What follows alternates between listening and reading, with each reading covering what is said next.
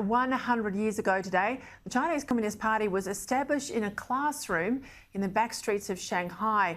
Chinese President Xi Jinping has marked the occasion with a fiery speech in Beijing's Tiananmen Square. Speaking to a crowd of thousands, Xi claimed the party had altered the development of the world. He also issued a thinly veiled warning to the West, saying any challenge to Beijing would be met with a Great Wall of Steel. It hasn't gone unnoticed by me, of course, that his Great Wall of Steel is made, of course, using our iron ore.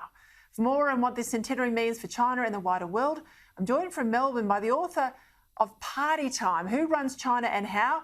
Amongst many titles he's written about China, as well as being a contributor to the Australian newspaper, Mr. Rowan Callick. Rowan, thank you for your time. You've spent much of your career living in and writing about China. What do you make of this moment in history? Yes, hi Peter. Yeah, this is quite an occasion, quite a party for the party. As you said, it started just in a schoolroom, 13 Chinese people and 2 representatives of the Soviet Party, which was then recently in power in Russia. And now, 100 years later, I would say it's the most powerful organisation in the world. And Xi Jinping is someone who's wanting to revel in that. And as you said, some quite tough language today in the square.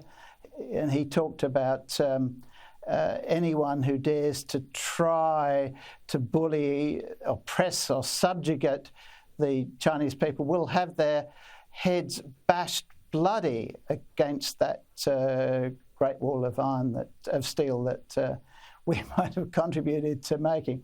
So it's very important because Xi Jinping has done everything he can to ensure that China and the Communist Party are inseparable. You can't split the people, the history, the culture from the party. This is a big problem for many other people in the world who deal with Chinese people all the time. Mm-hmm. It means that it's very hard to deal with China unless you go through the party. And its big aim now for the second century it's entering is to make sure that the world is safe for itself. So this projection of the party into the world to safeguard everything. It wants to control everything. It was a revolutionary party at first, but now it's a controlling party. I want to ask you about President Xi. I've met him on a couple of times when I worked for the former Prime Minister, and he was incredibly softly spoken. He doesn't come across as a tyrant or as an authoritarian. Of course, he's on display in these sorts of public gatherings that I was privy to. But he has an extraordinary grip on power. He's changed quite dramatically China and the party under his leadership. How different is he from leaders of the past? And what's the leadership going to look like while he's there and perhaps when he goes? Is he going to want to appoint someone very much in his mould to maintain this sort of this push? Or there was some language in the recent days that he sees that the deals with Taiwan and Hong Kong as needing to occur under his time frame. So does that mean things are perhaps fastening up?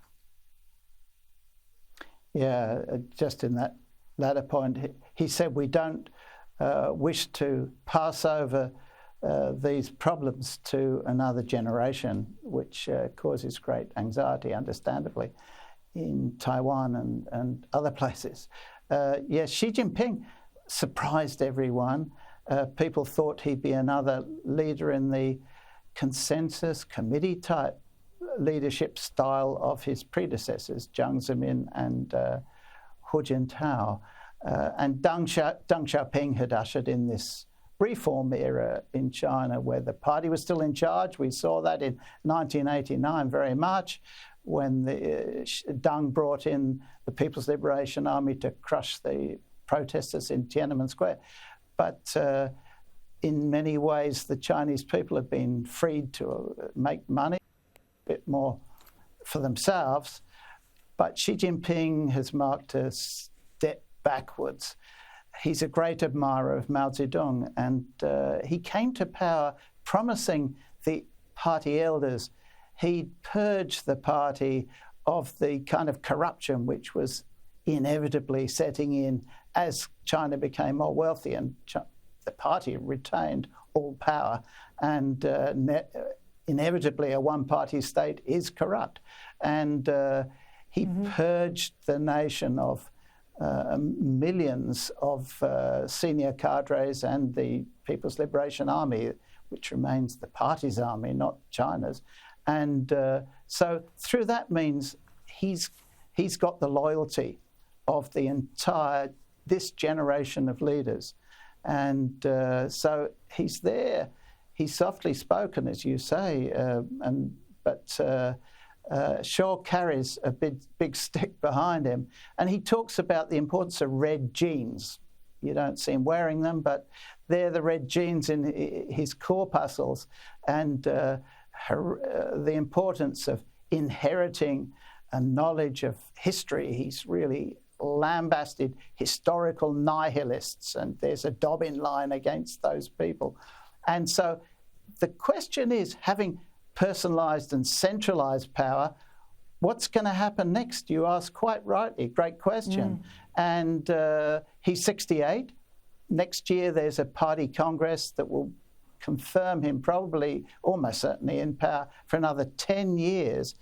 But he's made sure there's no Game of Thrones. He's got rid of party factions, and so no one's really eligible as stepping up to take his place, which I think is storing up trouble in the transition. Could be existential trouble for the party itself. When you've got so much power in one person's hands, how that is passed on is quite a tricky business. So one thing for sure, it won't be a woman. History. It won't be a woman, but the transitions of history have always been epochs, you know, that things have turned in a very dramatic way, often in ways that weren't foreshadowed. Anyway, it's been a fascinating couple of days in China, and I think we've got a fascinating and difficult, challenging couple of decades ahead. Rowan Callick, thank you for your time.